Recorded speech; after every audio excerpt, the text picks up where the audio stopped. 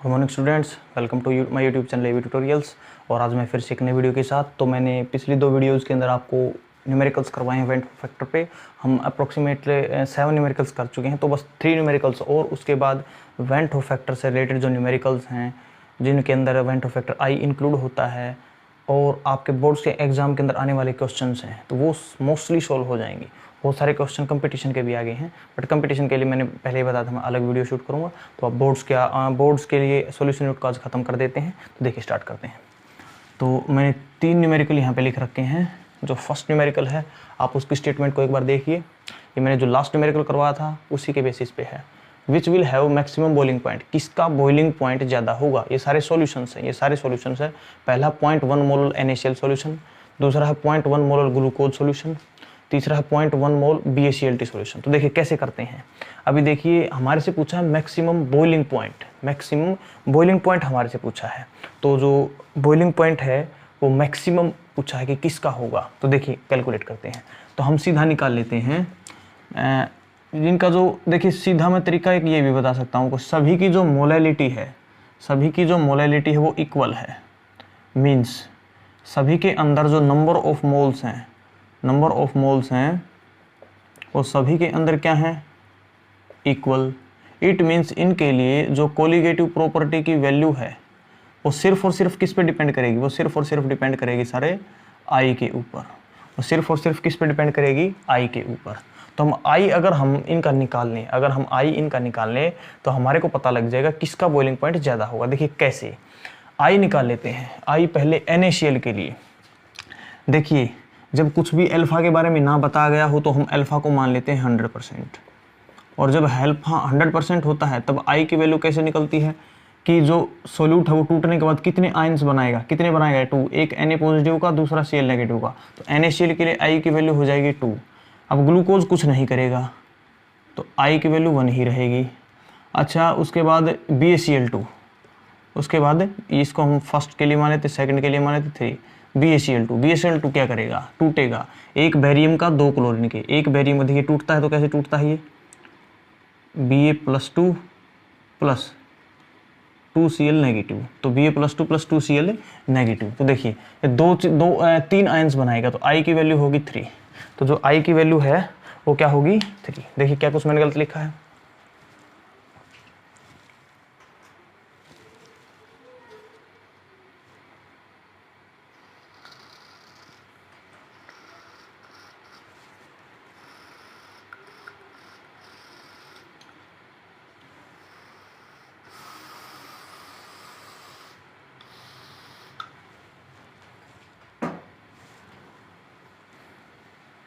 Okay आपने check कर लिया, बिल्कुल सही है, नो प्रॉब्लम। तो देखिए अब हम करते हैं इसको। हाँ जी, तो जिसके लिए आई की वैल्यू ज़्यादा, जिसके लिए आई की वैल्यू ज़्यादा उसके लिए जो कोलिगेटिव प्रॉपर्टी की वैल्यू है वो भी क्या होगी, ज़्यादा। तो इनमें बॉइलिंग पॉइंट पूछा है। बॉइलिंग पॉइंट से हम रिलेट करते हैं। बॉइलिंग पॉइंट के अंदर जो कोलिगेटिव प्रॉपर्टी वो कौन सी लगाएंगे हम, delta TB, elevation in boiling point. तो एलिवेशन इन बॉइलिंग पॉइंट की वैल्यू किसकी ज़्यादा आएगी, जिसका आई ज़्यादा, जिसका आई ज़्यादा उसके लिए डेल्टा TB की वैल्यू ज़्यादा।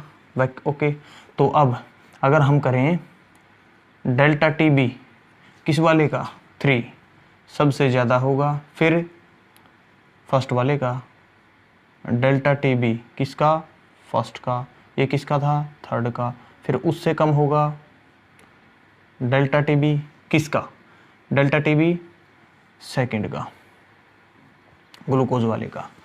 तो कोलिगेटिव प्रॉपर्टी की वैल्यू आई पे डिपेंड करती है अगर नंबर ऑफ मोल्स इक्वल हैं। आई सबसे ज़्यादा आया बैरियम क्लोराइड का, तीसरे सॉल्यूशन का, इसलिए कोलिगेटिव प्रॉपर्टी की वैल्यू भी सबसे ज़्यादा, फिर NaCl का, फिर ग्लूकोज का। कोई दिक्कत नहीं है अभी तक सर। अब देखिए पूछा है हमारे से बॉइलिंग पॉइंट। लास्ट न्यूमेरिकल में हमारे से डायरेक्ट पूछा था कोलिगेटिव प्रॉपर्टी की वैल्यू, अब की बार हमारे से पूछा है बॉइलिंग पॉइंट। अब बॉइलिंग पॉइंट कैसे निकालते हैं, बॉइलिंग पॉइंट ऐसे निकलते, देखिए सर डेल्टा TB इक्वल होता है किसके, TB minus TB note, TB minus TB note. तो पूछा क्या है, boiling point of solution, boiling point of solution TB पूछा है। तो TB कैसे आएगा, TB आएगा सर डेल्टा TB, ये इधर प्लस में, इधर TB नॉट ATB। देखिए यहाँ से मैंने TB की वैल्यू निकाल ली, इसको इधर भेज दिया, ठीक है। तो अब बॉइलिंग पॉइंट ज़्यादा किसका आएगा, जिसका TB क्या हो, ज़्यादा, क्योंकि इधर आने पर डेल्टा TB ऐड हो रहा है। तो अब देखिए TB की वैल्यू ज़्यादा कब आएगी, जब ये दोनों टर्म्स, जब इन दोनों टर्म्स में, ये तो कांस्टेंट है, सभी के लिए वोटर है, तो ये तो कांस्टेंट, अब इसकी वैल्यू ज़्यादा तो TB वैल्यू की भी ज़्यादा, क्योंकि देखिए ये ऐड हो रही है, इसकी वैल्यू जितनी ज़्यादा होगी उतना ही इस टर्म का आंसर ज़्यादा आएगा। मान लिया इसको कांस्टेंट मान लिया हमने, इसको 1 मान लिया, तो अब डेल्टा TB की वैल्यू अगर आती है 2 तो आंसर कितना आता है 3। अब 1 है, सभी के लिए कांस्टेंट, डेल्टा TB की वैल्यू आई किसी के लिए 3, तो आंसर कितना आया 4। तो हमने देखा जैसे जितना ज़्यादा डेल्टा TB आ रहा है उतना ज़्यादा TB की वैल्यू आ रही है, तो डेल्टा TB ज़्यादा तो TB भी ज़्यादा। तो अब अगर हम इस क्वेश्चन के अंदर कहें, क्या कहें कि डेल्टा TB के अकॉर्डिंग ही आएगा बॉइलिंग पॉइंट, तो बॉइलिंग पॉइंट 3 का सबसे ज़्यादा, फिर बॉइलिंग पॉइंट 2 का सबसे ज़्यादा, फिर बॉइलिंग पॉइंट 1 का और फिर बॉइलिंग पॉइंट सेकंड का। तो सबसे ज़्यादा बॉइलिंग पॉइंट कौन से सॉल्यूशन का आएगा, सबसे ज़्यादा बॉइलिंग पॉइंट आएगा सारे बेरियम क्लोराइड के, क्योंकि ज़्यादा नंबर ऑफ मोल्स हैं इसके अंदर, 3 में टूटेगा, I 3 है इसके लिए, I ज़्यादा है। अब ग्लूकोज है, ग्लूकोज टूटेगा ही नहीं, तो सबसे लास्ट में NaCl सेकंड पोजीशन पे। अब अगर आपसे वो पूछ लेता TF, अब यहाँ पे पूछ लेता वो फ्रीजिंग पॉइंट, अब यहाँ पे पूछ लेता आपसे फ्रीजिंग पॉइंट, अब क्या करते आप, तो फ्रीजिंग पॉइंट में उल्टा हो जाता। क्यों, देखिए जो फ्रीजिंग पॉइंट है वो होता डेल्टा TF किसके इक्वल होता, TF नॉट माइनस TF, यही होता है। अब पूछा हमारे से क्या है TF, तो TF की वैल्यू कैसे निकालते, इसको इधर भेजते TF, ओके, इधर क्या था TF नॉट, इसको इधर लेके आते माइनस डेल्टा TF, है ना, माइनस डेल्टा TF। अब की बार क्या हुआ है, TB बॉइलिंग पॉइंट के केस में जो कोलिगेटिव प्रॉपर्टी थी डेल्टा TB था वो ऐड हो रहा था, बट अब की बार माइनस हो रहा है। अब उल्टा हो जाएगा, अब जितनी बड़ी इसकी वैल्यू आएगी उतनी छोटी इसकी वैल्यू आएगी। बात को समझिए, जितनी ज़्यादा इसकी वैल्यू आएगी उतनी ज़्यादा इस पूरी टर्म की, देखिए ये इस टर्म की, उतनी ज़्यादा उतनी कम उस टर्म की, इसकी वैल्यू जितनी ज़्यादा इसकी वैल्यू उतनी कम। तो अब जितना ज़्यादा इसकी वैल्यू होगी उतनी कम इसकी वैल्यू होगी, ये बात समझे, वेरी गुड। तो अब अगर TF का पूछते तो TF का क्या होता, TF सबसे ज़्यादा किसका मिलता, सेकंड का, TF सबसे ज़्यादा किसका मिलता, सेकंड का, और फिर किसका होता, फर्स्ट का, फिर किसका होता, फर्स्ट का, और फिर किसका होता, फिर होता सर थर्ड का, फिर होता थर्ड का। तो बॉइलिंग पॉइंट के केस में किस तरह से हमने निकाला और फ्रीजिंग पॉइंट के केस में किस तरह से हमने निकाला, तो इस तरह से आपको इन चीज़ों को समझना है। ओके, आई होप आपको न्यूमेरिकल समझ आया है। क्या था, तीनों के अंदर नंबर ऑफ मोल्स थे इक्वल, बट अब हमारे को देखना था वेंट ऑफ फैक्टर। क्यों, क्योंकि ये डिसोशिएट होगा, इसके साथ कुछ नहीं होना है, ये भी डिसोशिएट होगा। जो ज़्यादा डिसोशिएट होगा उसके आई की वैल्यू ज़्यादा आएगी, आई की वैल्यू ज़्यादा मीन्स नंबर ऑफ मोल्स ज़्यादा, नंबर ऑफ मोल्स ज़्यादा तो Cp की वैल्यू ज़्यादा, Cp की वैल्यू ज़्यादा, Cp की वैल्यू ज़्यादा, तो बॉइलिंग पॉइंट का केस अलग बना, फ्रीजिंग पॉइंट का केस अलग बना। बॉइलिंग पॉइंट में वही ऑर्डर आया, बॉइलिंग पॉइंट में वही ऑर्डर आया जो Cp का था, फ्रीजिंग पॉइंट में ऑर्डर रिवर्स हो गया। क्यों हो गया मैंने बताया, क्योंकि बॉइलिंग पॉइंट के केस में ये कोलिगेटिव प्रॉपर्टी यहाँ पे ऐड हो रही थी, बट इसमें माइनस हो रही है इस वजह से। तो आई होप ये न्यूमेरिकल आपको समझ आया है। थोड़ा सा टिपिकल चीज़ें हैं, दिमाग पे जोर डालना पड़ेगा, ऐसे बैठे बैठे आपको समझ नहीं है, ऐसे वैसे तो बैठे बैठे ही आना है, बट थोड़ा सा दिमाग को दौड़ाना पड़ेगा। ओके, तो चलते हैं नेक्स्ट न्यूमेरिकल के ऊपर। तो नेक्स्ट न्यूमेरिकल स्क्रीन पे है, आप देखिए, बड़ा ही अच्छा न्यूमेरिकल है।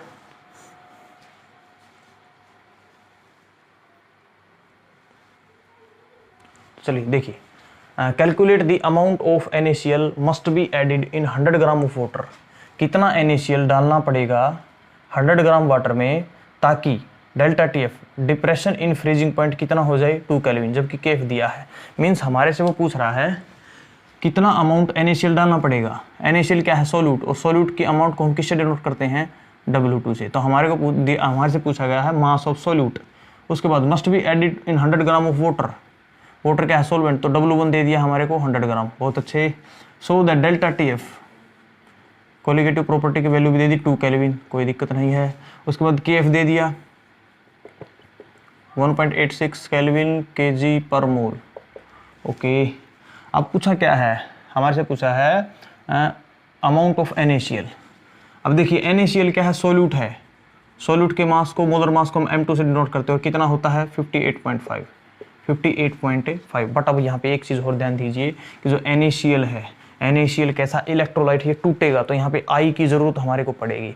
हमारे से पूछा है W2, तो एक ऐसा फार्मूला लगाइए जिसके अंदर ये सारी चीज़ें यूज हो जाएं और साथ में हमारे W2 की वैल्यू आ जाए।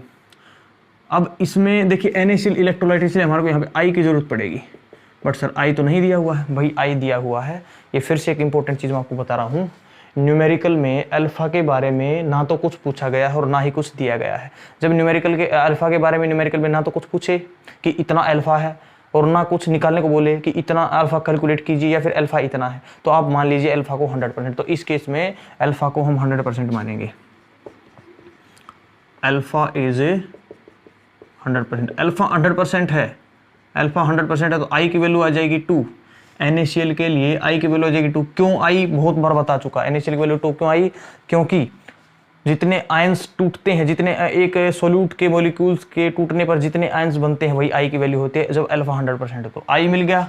किसको निकालना? W2। तो कोई फार्मूला लगाइए। देखिए एक फार्मूला था delta TF is equal to KF into W2 into 1000 divide by में W1 into molecular mass of solute into I। क्यों? क्योंकि जो सोल्यूट हो इलेक्ट्रोलाइट है। अब क्या निकालना है? W2। क्या निकालना है? W2। क्या क्या दे रखा है? डेल्टा TF दे रखा है, W1 दे रखा है, M2 दे रखा है, ओके, KF दे रखा है, ये भी दे रखा है, ये भी दे रखा है, ये भी दे रखा है। ये हमने कैलकुलेट कर लिया, बस बचा एक। तो अब मेरे अकॉर्डिंग आप इस न्यूमेरिकल को सोल्व कर सकते हो। बस मैंने तरीका बताया कि कैसे करना है। ओके, समझ आया? बहुत अच्छे, वेरी गुड। नोट कीजिए।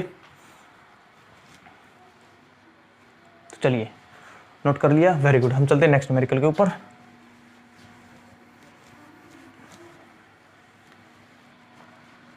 चलते हैं। तो देखिए नेक्स्ट न्यूमेरिकल है a deci normal solution of NaCl developed an osmotic pressure 4.6 atm।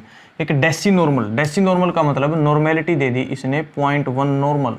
इसका मतलब 0.1 gram equivalent of solute are dissolved in 1 litre of solution. ये मतलब होता है NaCl सॉल्यूशन है, ऑस्मोटिक प्रेशर दे दिया, पाई की वैल्यू दे दी 4.6 atm, कोई दिक्कत नहीं है।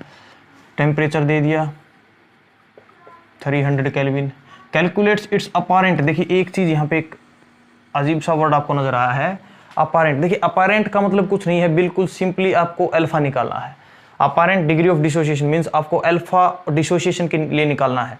अब अपारेंट से पजल मत होइएगा, बस यही है इस न्यूमेरिकल में, अपारेंट से आप पजल नहीं होइएगा। तो इसका मतलब सिंपली अल्फा ऑफ डिसोसिएशन हमारे को निकालना। आर की वैल्यू दे रखी है, आर की वैल्यू दे रखी है कितना? 0.0821 लीटर ATM पर केल्विन पर मोल, कोई दिक्कत नहीं है। तो अब निकालना क्या है? अल्फा। क्या निकालना है? अल्फा ऑफ डिसोसिएशन निकालना। उसके लिए क्या चाहिए? I चाहिए। उसके लिए क्या चाहिए? I। अब I हम इसको क्या, हम I कैसे निकालें? देखिए I हम कैसे निकाल सकते हैं, हमारे को एक ऑस्मोट, हमारे CP की वैल्यू दे रखी है तो हम इसका डायरेक्ट फॉर्मूला लगाते हैं।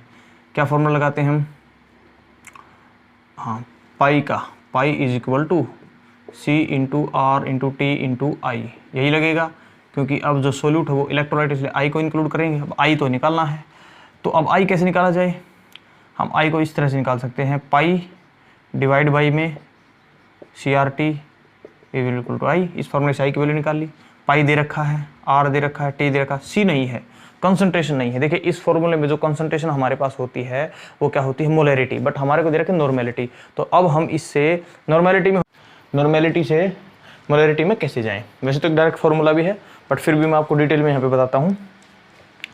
जैसे हाँ जी, देखिए ये नॉर्मेलिटी, नॉर्मेलिटी मीन्स होता है ग्राम इक्विवेलेंट डिवाइड बाई में लीटर या वॉल्यूम ऑफ सॉल्यूशन। तो अब 0.1 मीन्स 0.1 ग्राम इक्विवेलेंट है सॉल्यूट के 1 लीटर सॉल्यूशन के अंदर, ये मतलब होता है। अब देखिए ग्राम इक्विवेलेंट से मैं नंबर ऑफ मोल्स में कैसे जाऊँ, क्योंकि मोलैरिटी, मोलैरिटी में क्या होते हैं नंबर ऑफ मोल्स, तो मोलैरिटी कैसे जाऊँ। देखिए ग्राम इक्विवेलेंट जो होता है वो किसके इक्वल होता है, मास बाई में इक्विवेलेंट मास, मास बाई में इक्विवेलेंट मास।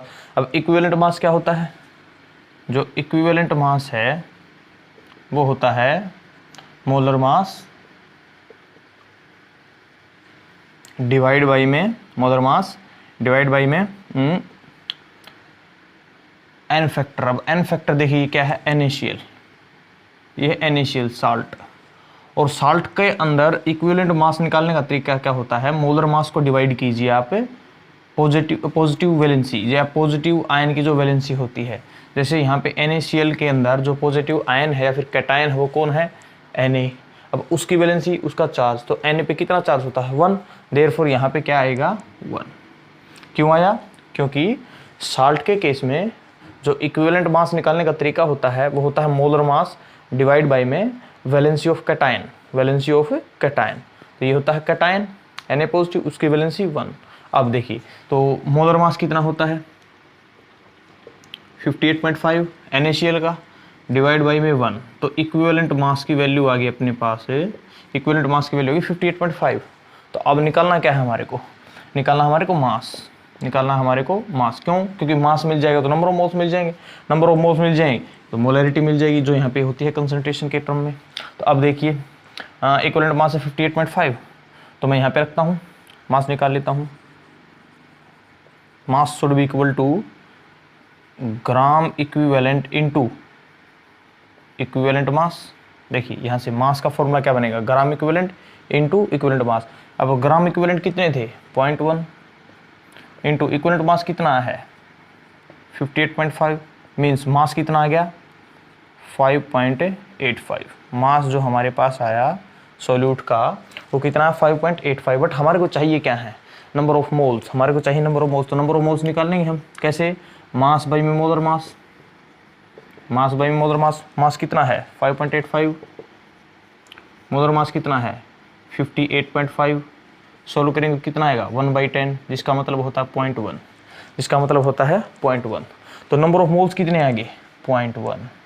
मोलैरिटी कैसे निकाली, मोलैरिटी निकालने सारे number of moles by volume of solution. Number of moles कितने हैं 0.1, वॉल्यूम ऑफ सॉल्यूशन कितनी है 1 लीटर, 1 लीटर। देयरफॉर कंसंट्रेशन क्या आएगी 0.1 मोल पर लीटर, 0.1 मोल पर लीटर। तो इस तरह से हमने नॉर्मेलिटी से या ग्राम इक्विवेलेंट से नंबर ऑफ मोल्स निकाले। कैसे निकाले, पहले निकाला मास, मास कैसे निकाला मैंने आपको बताया, ये सारे फॉर्मूले में कंसंट्रेशन टर्म में आपको करवा चुका, इसलिए मैं दोबारा नहीं बता रहा हूँ। उसके बाद मैंने मास निकाला, मास से मैंने नंबर ऑफ मोल्स निकाले, नंबर ऑफ मोल्स से निकाले मैंने मोलैरिटी। तो अब मैं यहाँ पे वैल्यू पुट कर सकता हूँ। अब देखिए अब आई की वैल्यू क्या हो जाएगी, अगर आप यहाँ पे पुट करते हैं तो वैल्यू यहाँ पे आएगी देखिए पाई दे रखा है जी, पाई दे रखा है, ये रहा पाई 4.6 इंटू कंसंट्रेशन, सॉरी डिवाइड में है C, concentration 0.1 into R 0821 into temperature, temperature भी है 300 केल्विन। तो इसको सोल्व करने पर जो I की वैल्यू आती है वो आती है अप्रोक्सीमेट 1.84। जो I की वैल्यू आती है वो आती है 1.84 या फिर 1.87 समथिंग, कुछ इस तरह से अप्रोक्सीमेट वैल्यू मैं बता रहा हूँ, कैलकुलेट आप कर सकते हो 1.87। तो हमारे को मिल गया I, हमारे को I की वैल्यू मिल गई 1.87। अब I मिलते ही निकालना क्या था, अल्फा डिसोसिएशन या फिर apparent degree of dissociation, means why है, अपारेंट से कोई फर्क नहीं पड़ना। तो अब I अगर हमारे पास डिसोसिएशन का फॉर्मूला क्या होता है I-1 डिवाइड बाई में n-1। अब I कितना है 1.87 माइनस में 1 डिवाइड में n क्या होगा, देखिए NaCl, ये काफ़ी बार मैं बता चुका, n क्या होता है कि जो सोल्यूट है वो अगर कंप्लीटली डिसोशिएट हो जाए तो उससे कितने आयंस बनेंगे। तो NaCl अगर कंप्लीटली डिसोशिएट होता है तो कितने आयंस बनाता है, 2। एक तो Na पॉजिटिव, दूसरा Cl negative. Na positive plus में Cl नेगेटिव, तो कितने आयन बने, 1 और 2। इसीलिए NaCl के लिए N की जो वैल्यू वो क्या हो जाएगी, 2। तो 2 - 1 सोल्व करेगा तो देखिए ऊपर क्या बचेगा 0.87, नीचे क्या बचेगा 1। देयरफॉर अल्फा जो डिसोसिएशन हो कितनी आई 0.87, और परसेंटेज में निकालें तो 87%। परसेंटेज में निकालें तो 87%, बट हमारे को परसेंटेज में नहीं बोला है, तो आपके दोनों आंसर सही है। 0.87 भी सही और 87 भी सही है। तो ये था एक सिंपल सा न्यूमेरिकल। बस डेसी नॉर्मल का मतलब आपको पता होना चाहिए, मैं बता चुका कंसंट्रेशन टर्म में। डेसी नॉर्मल मतलब 0.1। ओके, तो किस तरह से हमारे को पूछा था अल्फा ऑफ डिसोसिएशन, पाई की वैल्यू दे रखी थी। अब बस कंसंट्रेशन हमारे को दे रखी थी नॉर्मेलिटी में, वहाँ से हमारे को जाना पड़ा मोलैरिटी में। इसका शॉर्टकट भी होता है, बट अभी आप लॉन्ग कट कीजिए जी, लॉन्ग कट कीजिए, फिर कभी शॉर्टकट भी बताएंगे। तो ये थे न्यूमेरिकल्स। तो देखिए स्टूडेंट, अब मैंने जो जनरली न्यूमेरिकल्स पूछे जाते हैं वो सारे न्यूमेरिकल्स मैं आपको करवा चुका हूँ। अब आपको बस क्या करना है, आपके जो टेक्स्ट बुक हैं उनके न्यूमेरिकल्स को आप ट्राई कीजिए। कुछ हो सकता है कि ऐसा नहीं कि मैंने सारी ही टाइप करवा दी, बट मोस्टली मैंने कवर कर दी हैं। तो अब आप अपनी टेक्स्ट बुक के अंदर जाइए, वहाँ से क्वेश्चन को उठाइए और सोल्व करके देखिए। अगर आपसे होते तो बहुत बढ़िया है, अगर नहीं भी हो रहे तो आप पहले ये जो क्वेश्चंस मैंने करवाए हैं इनको एटलीस्ट सेम टू सेम आप इनको एटलीस्ट 2 बार निकालिए। जब आप इनको 2 बार निकाल लेंगे तो आपको कॉन्सेप्ट समझ में आएगा, तब आप न्यूमेरिकल्स को ट्राई कीजिए। 101% ऑप्शन होंगे। और अगर कुछ नहीं भी होते हैं तो थोड़ा सा कंसेप्ट, थोड़ा सा बेसिक अगर आपके क्लियर है 11th स्टैंडर्ड के, जैसे डिसोसिएशन कांस्टेंट के न्यूमेरिकल्स एटसेट्रा, हो सकता है कहीं कहीं आपको थोड़ी सी प्रॉब्लम आ जाए। जैसे अगर आप NCERT की एक्सरसाइज के न्यूमेरिकल्स को सोल्व करोगे तो वहाँ पे आपको 4 से 5 न्यूमेरिकल ऐसे मिलेंगे। 4 और 5 numericals will be there that will trouble you, तो वो आपको बिल्कुल ट्रबल करेंगे। तो अब सारे तो करवाने पॉसिबल नहीं है, बट फिर भी मैं NCERT के क्वेश्चंस की जो वीडियो हो एक अलग सेपरेटली लेके आऊँगा। तब तक आप इन न्यूमेरिकल्स को करिए। बोर्ड के एग्जाम के न्यूमेरिकल्स आपके मोस्टली कवर हो चुके हैं और कंपटीशन की भी अलग से हमारे को शूट करनी है। तो बोर्ड्स के लिए सॉल्यूशन यूनिट कंप्लीट है, कंसेप्ट हैं जो वो कंपटीशन के लिए भी कंप्लीट है, बस थोड़े से अलग से जो क्वेश्चन हमारे को करवाने को हम करवाएंगे। तो आपकी अप्रोक्सीमेटली 95% ये मान लीजिए, आप 90% मान लीजिए सॉल्यूशन कंप्लीट हो चुकी है। अब हम नेक्स्ट वीडियो के अंदर करते हैं नई यूनिट, ठीक है। तो आप कमेंट करके बताइए कि आप कौन सी यूनिट करना चाहते हैं 12th के सिलेबस से। जो भी आप बोलेंगे हम वो यूनिट करवा दें, कोई प्रॉब्लम नहीं है। तो कमेंट करके बताइएगा ज़रूर। तो उसके बाद अगर आपको सॉल्यूशन यूनिट समझ आई है, कुछ हेल्प हुई है, तो आप वीडियो को लाइक करें, शेयर करें और चैनल को सब्सक्राइब करें। सब्सक्राइब करने के बाद बेल आइकन को भी प्रेस कर लीजिए, ताकि हर वीडियो की नोटिफिकेशन आपको हम बहुत ही जल्दी आपको मिल जाए, ताकि आप हर वीडियो से आप अपडेट रहें, आपका सिलेबस कंटिन्यूसली चलता रहे। और अगर आपको कोई प्रॉब्लम लग रही है, कोई भी प्रॉब्लम है आपको वीडियो से रिलेटेड, मेरे से रिलेटेड, तो आप कमेंट करके बता सकते हैं। तब तक के लिए enjoy the video. And lockdown तो अभी कंटिन्यू चल रहा है, तो घर पे रहें, सेफ रहें। Thank you friends.